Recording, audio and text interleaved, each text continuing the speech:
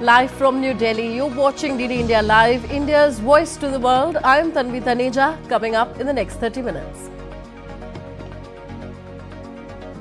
Putin-Trump meet is possible this month, says Kremlin.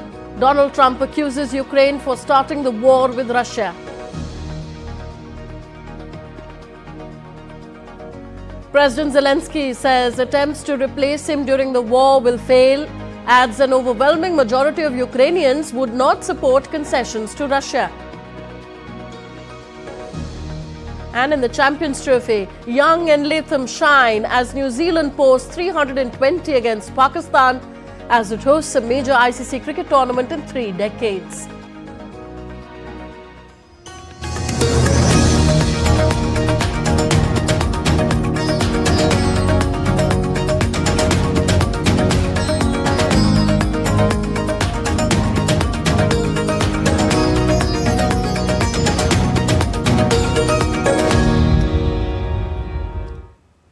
New diplomatic talks between US and Russia are moving fast to discuss a potential path to end the conflict in Ukraine. However, Kremlin has said that the Riyadh talks were focused mostly on bilateral ties, but that it was a very important step towards reaching a settlement on the Ukraine conflict. It said that ties will first need reanimation of relations, then restoration.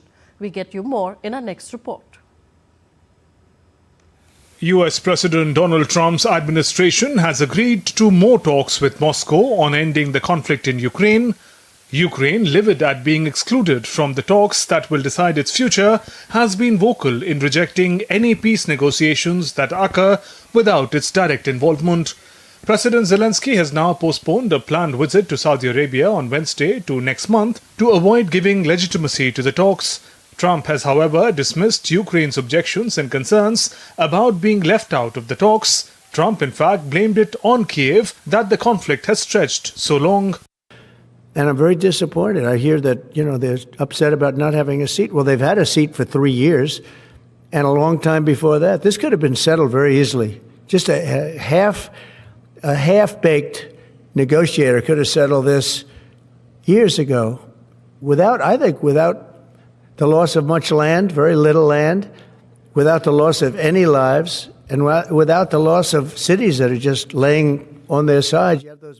For Russia, the main contentious issue and an absolute red line has been Ukraine's NATO membership.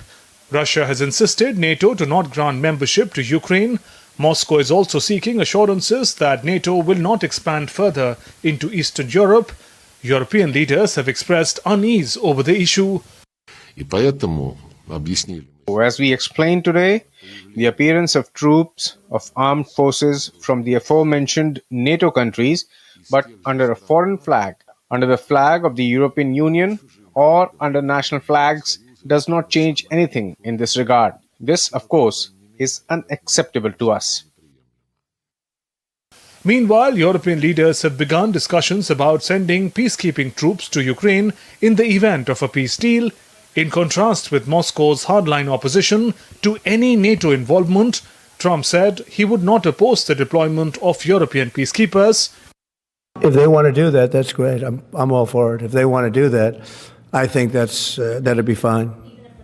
I mean, I know France has mentioned it, others have mentioned it, UK has mentioned it, but if we have a peace deal, I think having troops over there from the standpoint of Europe, we won't have to put any over there because, we're very far away. But having troops over there would be fine. I would not object to it at all. Europe is also charting its own way in the event of US-Russia talks.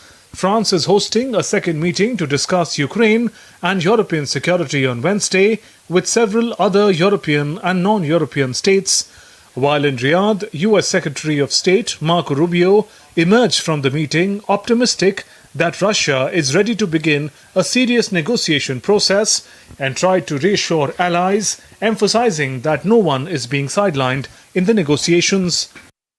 I would say to you that in order to bring an end to any conflict, there has to be concessions made by all sides. We're not going to predetermine what those are. We're certainly not going to negotiate this today or in a press conference for that matter. But, and there are other parties that have sanctions. The European Union is going to have to be at the table at some point because they have sanctions as well that have been imposed. So, but I guess the point here is the goal is, and we agreed on what the goal is to bring an end to this conflict in a way that's fair, enduring, sustainable, and acceptable to all parties involved. What that looks like, well, that's what the ongoing engagement is going to be all about. Also on the cards is a high-profile meeting between Donald Trump and Vladimir Putin. Trump confirmed that he might meet Putin before the end of this month without going into specifics. Trump also suggested that Ukraine should hold elections, a proposal he says is supported by multiple nations. The world is watching the developments rather closely as the future of Ukraine and Europe hangs in balance. The key question remains, can any agreement between the US and Russia bring lasting peace in Eastern Europe? The stakes are incredibly high, and every decision will invariably impact the future of Ukraine, Europe, and the global security matrix. Aarti Rana and Shubhendu Ghosh's report for DD India. Ukraine's President Volodymyr Zelensky has stressed that his army was resilient enough, adding that the overwhelming majority of Ukrainians would not support concessions to Russia. He also dismissed the claims about his approval ratings being at 4% as Russia disinformation and said attempts to replace him during the war against Russia would not work. Zelensky told journalists during a press briefing in Kiev on Wednesday that President Trump helped Putin to come out of years of isolation, adding that the US leader lives in the disinformation space himself. If someone wants to replace me right now, I would say it won't happen right now. As we are talking about 4%, we have seen this disinformation. We understand it's coming from Russia. We understand that, and we have proof that these numbers are being discussed between America and Russia. So, unfortunately, President Trump, who we respect a lot as a leader of the nation, and we really respect the American nation, who supported us all the time, unfortunately, he lives in this disinformation space. Meanwhile, a day after Riyadh talks, US Special Envoy for Ukraine and Russia, Keith Kellogg, arrived in Ukraine. Ahead of his meeting with President Zelensky and military leaders, Kellogg said that the visit will give both sides a chance to have good, substantial talks, adding that the talks will build on the weekend conversations at the Munich Security Conference. He, however, stressed that part of his mission would be to sit and listen. Ukraine has repeatedly stressed the need for security guarantees from the US that would deter Russia from launching a new offensive once a peace deal is reached. Kellogg earlier on Wednesday concluded his Poland visit, where he met Polish President Andrzej Duda. Kellogg attended the Munich Security Conference, where he said Europe will not have a seat at the table for Ukraine peace talks. The European Union, on its part, on Wednesday has agreed on a 16th package of sanctions against Russia that include a ban on primary aluminium imports, sales of gaming consoles, and the listing of 73 shadow fleet vessels. President of the European Union Commission, Ursula von der Leyen, took to social media site X, welcoming the move and saying that the EU is committed to keep up the pressure on Kremlin. The package is expected to be adopted by the EU foreign ministers on Monday, which also comprises of asset freezes and a travel ban. The latest sanctions come after the US President Donald Trump's administration said that it had agreed to hold more talks with Russia on ending the war in Ukraine. French President Emmanuel Macron was set to host a new meeting on Ukraine on Thursday in a bid to coordinate a European response to what he called an existential threat from Russia after a shock policy shift in Washington. Macron planned to speak to leaders of around 15 countries, with most taking part via video link, according to the presidency. US President Donald Trump has stunned the European Union by indicating that he is ready to resume diplomacy with President Vladimir Putin after 3 years of Russia's conflict against Ukraine and discuss the fate of the pro-Western country over the heads of not only Europe but also Kiev. Urging a coordinated response to Washington's shocking policy shift on Russia, Macron on Monday convened key European leaders as well as NATO and EU chiefs for emergency talks. So it's been 11 years since the annexation of Crimea. And next week, it will be 3 years when the conflict in Ukraine began. The new administration in the US says it wants to move quickly to end the war now and bring peace. A first round of talks started in Saudi Arabia, and EU representatives watched it carefully. Lars Holte is with Deutsche Welle and joins me from Berlin now on the story. Lars, what can you tell us about these meetings yesterday?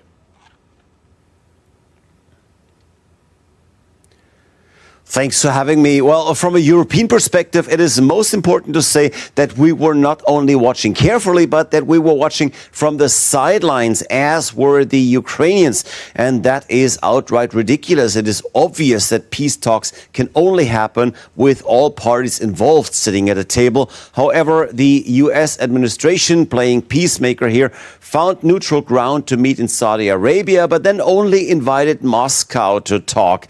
And US Secretary of State Marco Rubio now admitted that a second meeting will have to follow soon and that it will be with Ukraine and the EU present. Ukrainian President Zelensky so far only said he would never agree to any agreement done without his country's input, only to be surprised overnight by President Trump in Washington, accusing his country of actually starting the conflict in the first place. Yes, Donald Trump saying that Ukraine should have never started this. Quote, it's absolutely unbelievable how he's blaming the victim for Russia's aggression here. Anyway, for Europe and especially the EU as an economic bloc, they are open to join any talks. After all, the situation with Russia is key to the continent and the bloc's future security. Okay, Lars, how do you see EU's role in all this?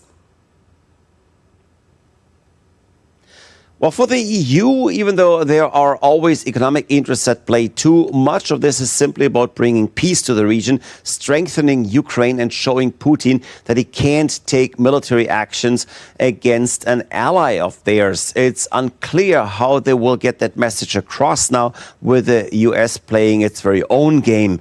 Meanwhile, as for the economic interest for the EU, Russia will not likely be a major role player anymore for a long time to come. That seems to be pretty clear. I can't imagine a future where we will buy Russian gas again. Some businesses will carefully, I guess, restore some relations once the war is over, but I just don't see big EU-Russia deals coming up. Big deals might be in the works, however, for Rheinmetall, the German defense giant. They're planning to build up production plants in Ukraine to build tanks and ammunition there.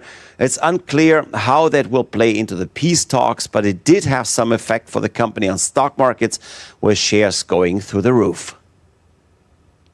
Okay, thank you, Lars. Lars Holte reporting from DW Berlin. The leaders of Russia and China will visit each other to mark events commemorating the end of the Second World War. Vladimir Putin and Xi Jinping have deepened their alliance during the Ukraine conflict, often referring to each other as dear friends. Xi has timed his next visit to Moscow to coincide with events marking victory in the Great Patriotic War on May 9th. Putin will also visit China at the end of August in conjunction with the 80th anniversary of victory over Japanese militarism at the end of the Second World War. Besides Xi, Putin has invited US President Donald Trump to the May 9th parade in Moscow.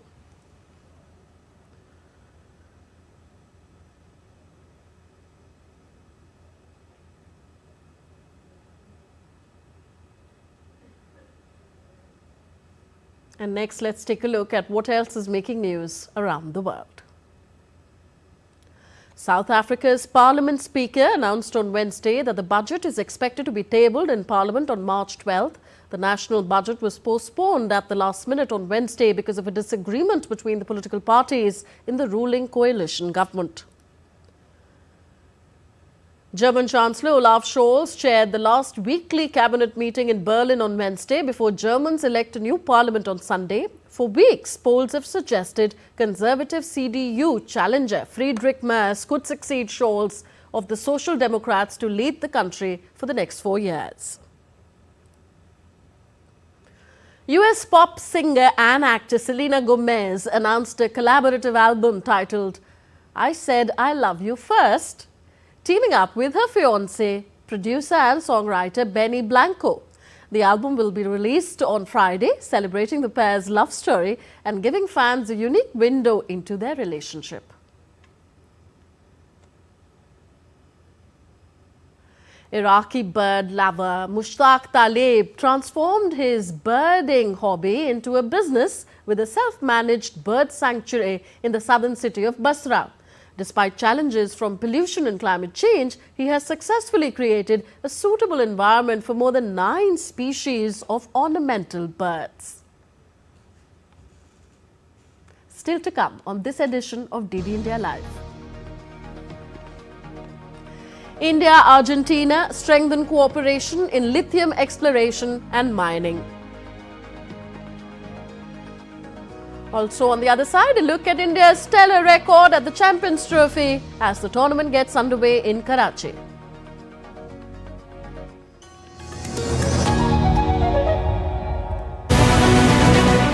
This week on Defence Dynamics, India navigates high-stakes global defence deals. Modi's France visit unlocks strategic technology, so what is it for India's fighter jets? Trump offers F-35 stealth fighters. Are they the game changer or geopolitical dilemma? The world leaders debate AI weapons. Can the regulations keep the lethal innovation in check? And India's Raksha Kavach, how it fortifies national security against modern threats.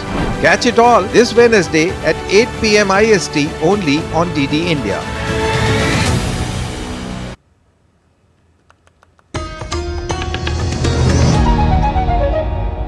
Thank you for staying with us on DD India Live. I am Tanvi Taneja. Let's take you back to the United States. Donald Trump was sworn in as US President on January 20th, ushering in his 4-year term with promises to push the limits of executive power, from threat of tariffs to the Riviera of the Middle East. We tell you all that he has accomplished in a month of his presidency. Take a look. Donald Trump was sworn in as the US President on January 20th. On the same day, he pardoned 1,500 people who attacked the US Capitol 4 years ago. On January 23rd, Trump said that he is not sure the United States should be spending anything on NATO. In the same month, on January 29th, Trump ordered preparation of a facility at Guantanamo Bay for 30,000 migrants. On January 30th, Trump said that the mid-air aircraft collision was the result of FAA's efforts to hire a diverse workforce. On the 1st of February, Trump announced 25% tariffs on Canadian and Mexican imports. He also announced 10% tariffs on goods from China starting February 4th. On the same day, he declared that tariffs would remain until a national emergency over fentanyl and illegal immigration ends. 2 days later, on February 3rd, Trump paused new tariffs on Mexico for 1 month. This was after Mexico agreed to deploy 10,000 National Guard members at the border with USA. On the same day, Trump announced postponement of tariffs on Canadian imports for at least 30 days. The next day, on February 4th, Trump suggested permanently displacing Palestinians from the Gaza Strip. He said that people in Gaza had no alternative but to leave, and added that US will take control of the area. On the same day, Trump suggested that Gaza could become the Riviera of the Middle East. Further, Trump signed executive order to exclude transgender girls from female-designated sporting competitions. On 6th of February, Trump authorized sanctions on people who worked on ICC investigations of US citizens or allies like Israel. On 9th of February, Trump signed a Gulf of America Day proclamation aboard Air Force One. On 12th of February, Trump said that Putin and Zelensky have expressed a desire for peace in separate phone calls with him. On the same day, Trump ordered top US officials to begin talks on ending the war in Ukraine. On to West Asia now. In an assessment released by the United Nations, the European Union and the World Bank on Tuesday said that more than $50 billion will be required to rebuild Gaza. The Israel-Hamas conflict has caused extensive damage and will require more than 10 years of rebuilding work, depending on the speed, scale and scope of recovery. The process of reconstruction includes clearing millions of tons of rubble. The interim rapid damage and needs assessment has said that the 15 months of conflict has damaged homes, whereas 95% of hospitals are left non-functional. And in the latest from the Israel-Hamas conflict, as per a senior Hamas official, the group has been prepared to release all remaining hostages in a single swap during the second phase of the Gaza truce deal. However, the group has not cleared that how many hostages were currently held by them. Israel and Hamas are currently in the process of implementing the first phase of the truce, which began on January 19th. Since then, 19 Israeli hostages have been released in exchange for more than 1,100 prisoners freed from Israeli jails. After the completion of the first phase of the deal, 58 hostages would still remain in Gaza. India's External Affairs Minister Dr. S. Jaishankar will leave for a two-day visit to Johannesburg on Thursday. The minister will participate in the first G20 Foreign Ministers meeting under the South African presidency. Jaishankar's participation in the G20 Foreign Ministers meeting will strengthen India's engagement with the G20 countries and bolster the voice of the Global South in this important forum. The External Affairs Minister of India is expected to hold few bilateral meetings as well on the sidelines of the Foreign Ministers meeting. India's Minister for Coal and Mines, G. Kishan Reddy, held a meeting with the Governor of Catamarca, Argentina, Raul Alejandro Jalil, in New Delhi. The discussions focused on expanding cooperation in the mining sector, particularly in lithium exploration. A memorandum of understanding was signed between India's Mineral Exploration and Consultancy Limited and the provincial government of Catamarca, which will pave the way for deeper collaboration in exploration and resource development of critical minerals. Argentina, known for its vast lithium reserves as part of the Lithium Triangle, is a crucial partner for India in securing essential minerals required for electric vehicle batteries and renewable energy storage. The Raisina Hackathon, a platform for young minds to tackle key global challenges, was organized in Gujarat's Vadodara on Wednesday, bringing together students to discuss policy, sustainability and technology. Co-hosted by Sigma University, the Observer Research Foundation and the External Affairs Ministry, the event brought together over 1,000 students from schools and colleges across Gujarat. Participants shared insights on India's role in a shifting global order, its leadership in climate sustainability, and the future of digital technology in a rapidly evolving world.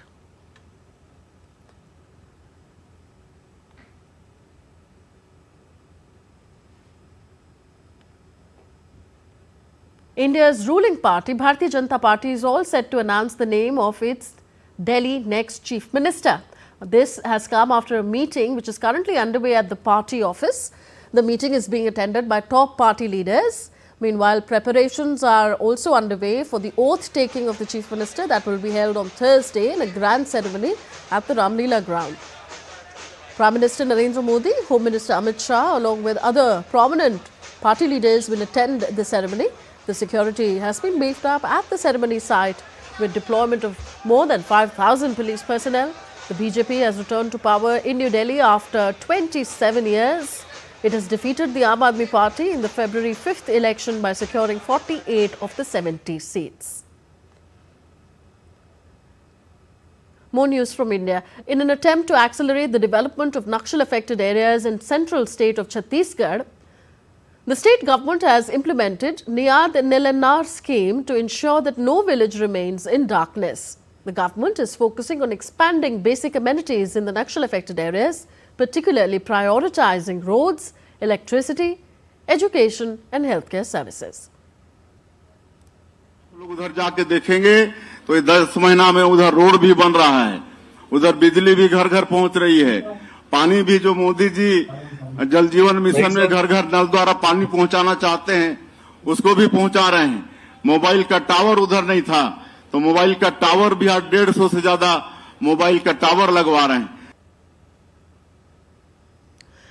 Now, it's been a thrilling start to the Champions Trophy. New Zealand set a strong total against defending champions Pakistan in the tournament opener, chasing 321 for victory. William O'Rourke strikes early for New Zealand of Saud Shakil departs and Mohammad Rizwan.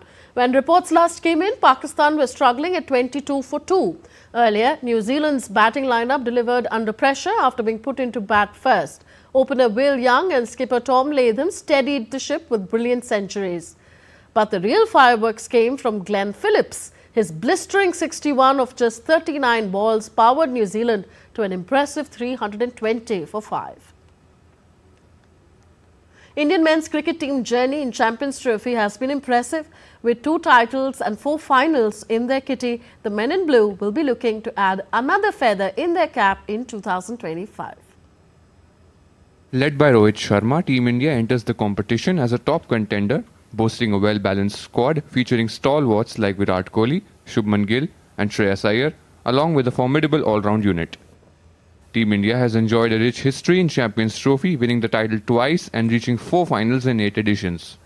India has an impressive history in the Champions Trophy, having won the tournament twice in 2002 and in 2013 under MS Dhoni's captaincy. In 2013, India was undefeated throughout the tournament. In the first 2 Champions Trophies, India performed well but got knocked out in the playoffs. Sourav Ganguly's team reached the final but fell short against New Zealand, losing by 4 wickets in the year 2000.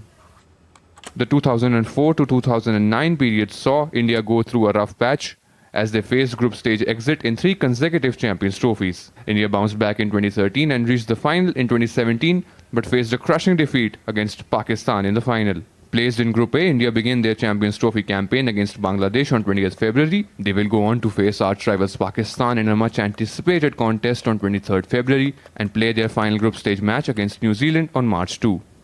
India holds a strong record against Bangladesh in ICC tournaments and will look to continue their dominance. In terms of key battles, Rohit Sharma's battle against Mustafizur Rahman will be crucial as the left-arm pacer has troubled Indian batsmen in the past. Another matchup to watch will be Virat Kohli facing Thaskin Ahmed's express pace. On the other side, India's young pacer Arshdeep Singh will look to make early inroads against Bangladesh's aggressive opener Liton Das. With high stakes and passionate fan bases, the return of Champions Trophy promises to be an exciting affair. Sports Desk. So India start their campaign in the Champions Trophy tomorrow against Bangladesh. That's all for this edition of DD India Live. Do let us know your thoughts on the news of the day. We'll be back with more news as it breaks here on DD India. I'm Tanvi Taneja from all of us here in New Delhi. Thank you for watching. Namaskar.